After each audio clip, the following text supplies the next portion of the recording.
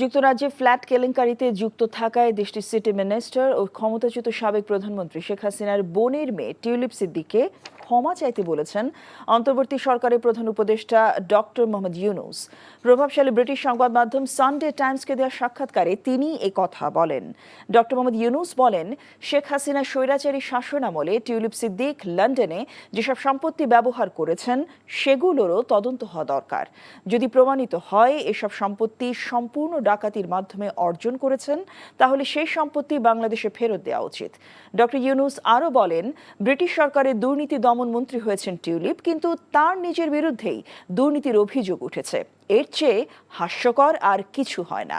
তার উচিত জনগণের কাছে দোষ স্বীকার করে ক্ষমা চেয়ে পদত্যাগ করা, কিন্তু তা না করে বরং নিজেকে রক্ষা করার চেষ্টা করছেন।